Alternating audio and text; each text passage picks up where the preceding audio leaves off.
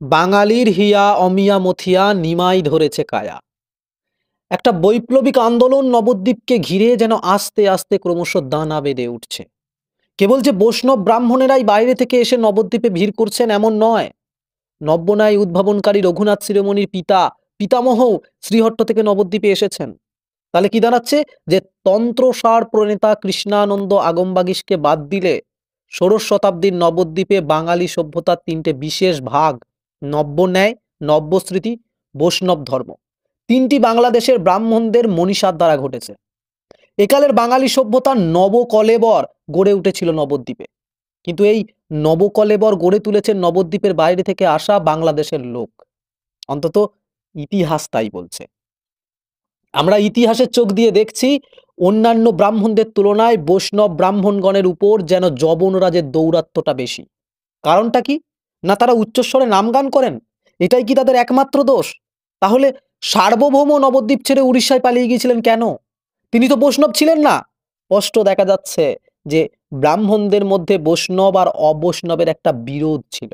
সেই জন্যই অবৈষ্ণব ব্রাহ্মণেরা পাষণ্ডী আখ্যা পেয়েছে।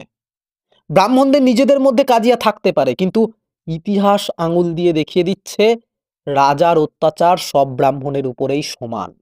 কারণ গৌড়ের বাদশাহ তার মুলুকপতি মুসলমান অমাত্যগণ ব্রাহ্মণদের সন্দেহের চোখে দেখছেন, বিশেষ করে নবদ্বীপের ব্রাহ্মণদের। তাদের বিদ্যা বুদ্ধিকে সহজে এড়িয়ে যাওয়া যায় না। এই রকমই একটা অস্থির সময়ে জন্ম নিলেন বাংলার রেনেসাসের প্রাণ পুরুষ নিমাই।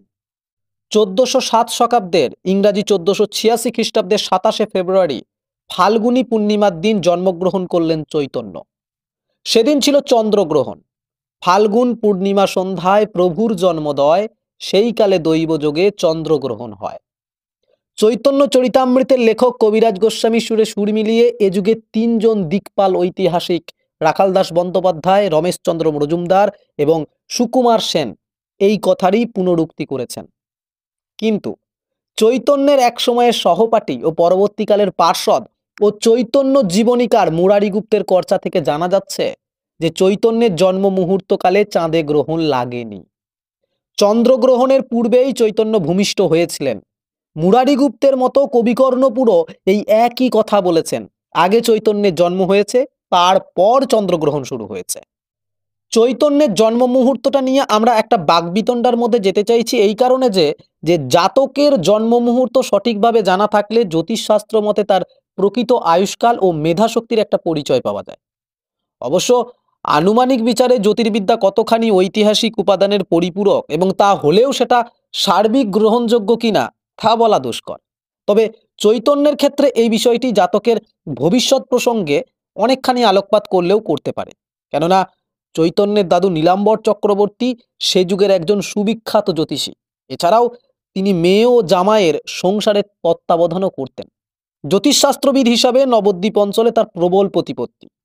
সুতরাং নীলাম্বর চক্রবর্তীর উদ্যোগে চৈতন্যের একটা জন্মপত্রিকা তৈরি হওয়া বিচিত্র কিছু না, বরং সেটাই সম্ভব ছিল।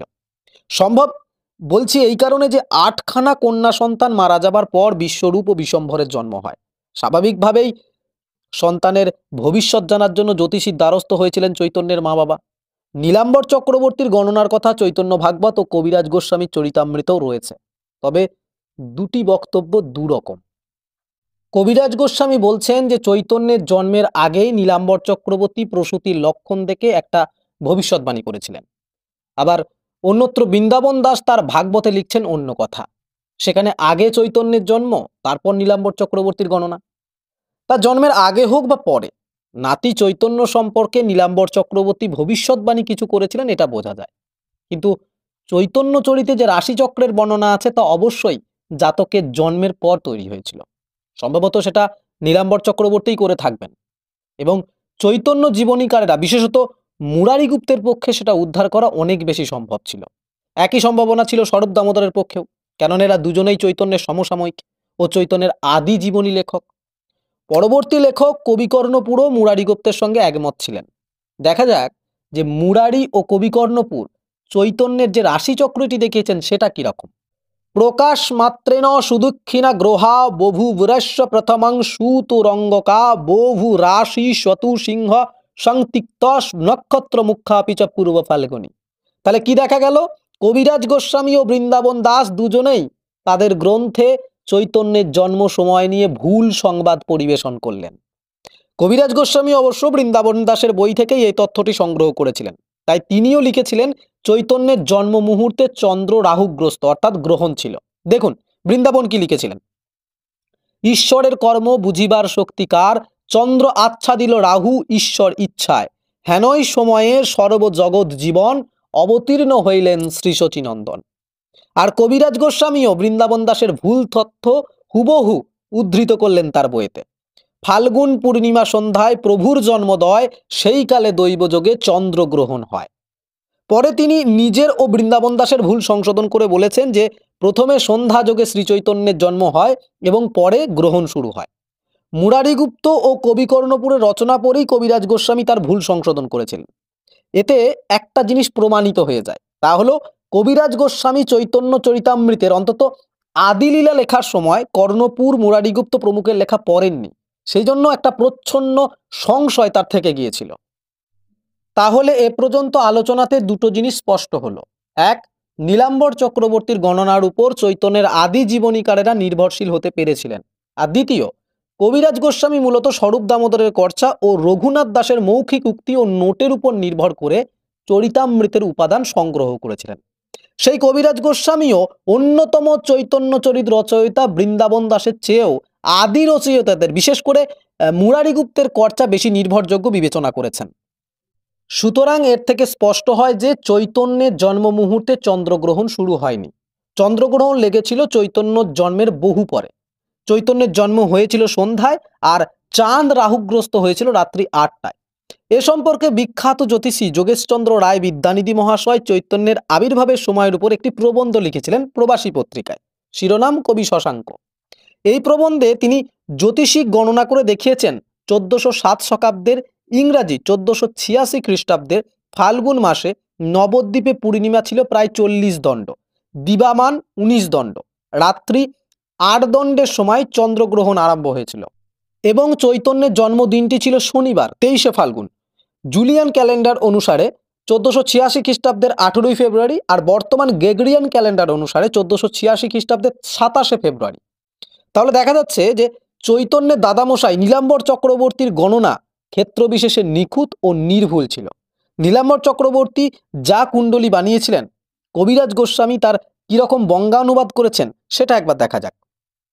সিংহ রাশি, সিংহ লগ্ন, উচ্চ গ্রহগণ, ষড়বর্গ অষ্টবর্গ সর্বসুলক্ষণ।